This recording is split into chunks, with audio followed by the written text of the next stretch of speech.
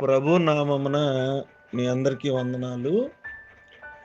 ఈరోజు దేవుని యొక్క వాగ్దానము, ఇశ్రాయేలీయుల దేవుడైన యెహోవా స్తుతింపబడును గాక. ఆమేన్. కీర్తన గ్రంథం 41 అధ్యాయం 13 వచనం. ప్రియమైన దేవుని బిడ్డలారా, దేవుడు ఈ లోకంలో మానవులైనటువంటి మనలను ఎందుకు సృజించాడో మనం తెలుసుకోవలసినటువంటి వారంగా ఉన్నాం.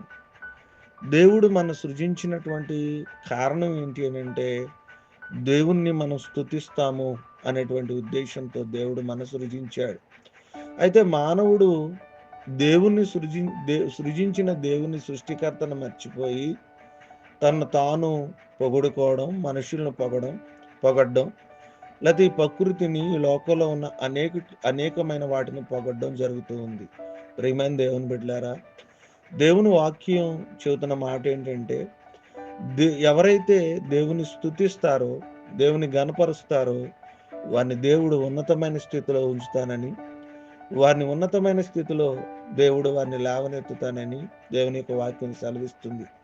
దావీదు దినముకు 7 మార్లు దేవుని స్తుతించాడని దేవుని యొక్క వాక్యం సెలవిస్తుంది. ప్రియమైనటువంటి దేవుని బిడ్డలారా, కాబట్టి దావీదు దేవుని స్తుతించడాన్ని బట్టి దావీదుని దేవుడు ఉన్నతమైన స్థితిలో ఉంచాడు. ఈ రోజున ఇశ్రాయేలు దేవుడైన యెహోవాని ఎవరైతే స్తుతిస్తారో వారిని దేవుడు ఉన్నతమైన స్థితిలో ఉంచుతాడు. ఈరోజు ఆరాధనకు రాకపోవడం వల్ల, స్తుతించకపోవడం వల్ల, దేవుని గణపరచకపోవడం వల్ల, దేవుని మహిమపరచకపోవడం వల్ల, నిన్ను సృజించిన నీ యొక్క సృష్టికర్తను నీ జీవితంలో మర్చిపోవడం వల్ల దేవుడు మన జీవితంలో ఆశీర్వాదాలను మన జీవితంలోకి దేవుడు ఇవ్వట్లేదేమో. దేవుని స్తుతించిన వారిని దేవుడు ఎప్పుడు విడిచిపెట్టడు. కాబట్టి ఇశ్రాయేలు దేవుడైన యెహోవాను స్తుతిద్దాం, ఆరాధనకు వెళ్ళి దేవుని మనం గణపరుద్దాం, దేవుని ఆశీర్వాదాలు పొందుకుందాం, మన యొక్క బలహీనతలన్నిటి నుంచి బయటపడదాం, గొప్ప ఆశీర్వాదాలతో మనం నింపబడదాం. దేవుడి కొద్ది మాటలు మన వెనుకలో ఫలించి ఆశీర్వదించును గాక. ఆమేన్.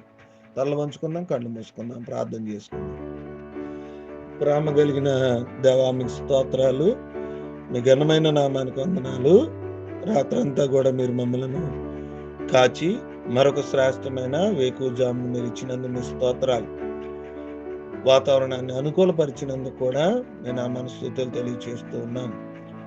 నేను ఇశ్రాయేలు దేవుడైన యెహోవా స్తుతింపబడును గాక అని మీరు మాతో మాట్లాడారు.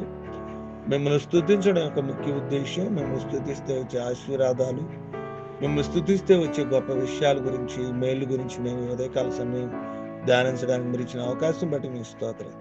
ఎవరైతే నమ్మకంగా మిమ్మల్ని స్తుతించి మహింపరిచి గణపరుస్తున్నారో వారి అవసరాలన్నీ తీర్చి నేను మిమ్మల్ని గణపరిచిన వారిని, మిమ్మల్ని స్తుతించిన వారిని బలపరిచి వారిని ఆశీర్వదించమని ప్రార్థన చేస్తాం. ఈ దినపు వివాహాలు, పుట్టినరోజులు, అనారోగ్యాలు, ఆర్థిక సమస్యలు, కష్టంలో, బలహీనత, వ్యాధుల్లో ఉన్న వారిని మీ చేతులకి ముఖ్యంగా అప్పగిస్తూ ఉన్నాం.